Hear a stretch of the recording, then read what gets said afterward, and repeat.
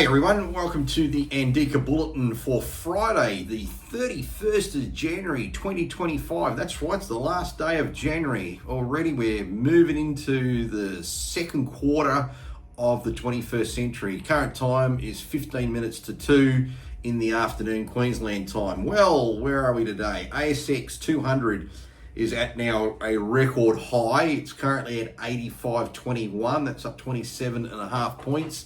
And you can see over here on the chart, back on the 5th of December, that was its previous high. We fell all the way down a little bit. We've been moving up, and early today, we got up to about 85.58, and currently trading around 85.21. So just completely and utterly mind-boggling. Now, I want to dive into the real big stories that were overnight. It's all to do with gold. Yes, gold. So the London bullion market is under a lot of strain, apparently. There's been a surge in gold shipments to the United States, and that's left traders scrambling to borrow from central banks, with wait times at the Bank of England stretching from days to weeks. The gold supply chain, long considered reliable, is now exposed to cracks that weren't apparent before. Okay, so the musical chairs of gold supply under a little bit of threat. So here's a really good take of what's going on. So the golden milkshake gets drained. So let's use this analogy here. Let's say there's 1 billion ounces available. London's warehouses, for argument's sake, there's 1 billion ounces in there, but there's only 300 million ounces available. The other 700 million ounces are owned by people who have no interest in leasing it because they can see what's happening. You already have China, right? You have a big straw sucking the gold and silver out of Europe. It comes out of London. It goes into Switzerland. It gets earmarked and goes to China.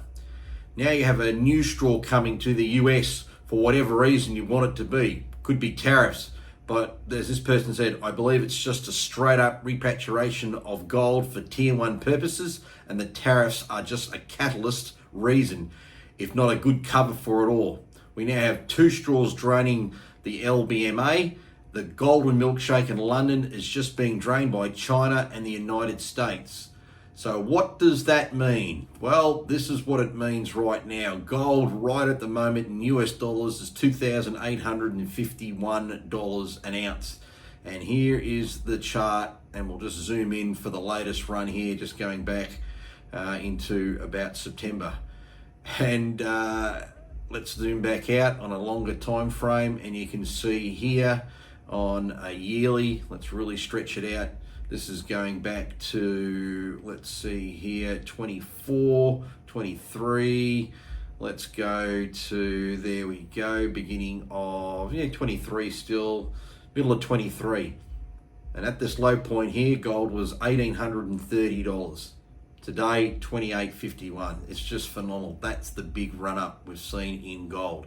Surprisingly, we're not seeing the same sort of punch come into the crypto markets today, which is a little bit interesting on that regard there. So we go into crypto and we go to Bitcoin at the moment, and I'll just change that chart over.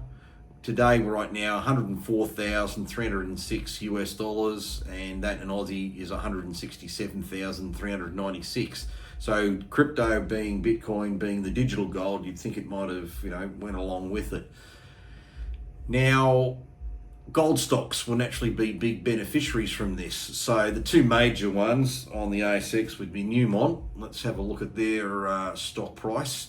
Just wait for the chart to get upgraded here.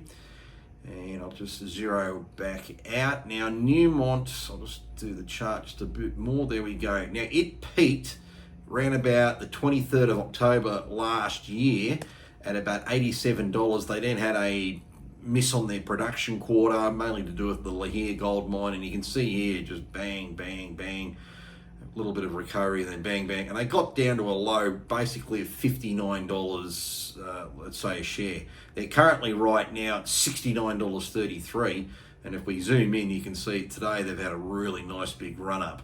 So that's not surprising there. And then Northern Star, which is another big listed gold company as well. I'll just get their chart, we'll zoom that back out as well.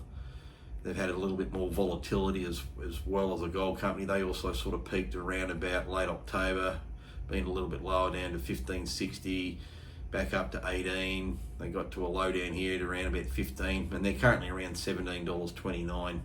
So they've had a bit of a move there. So it's quite extraordinary what's been going on here.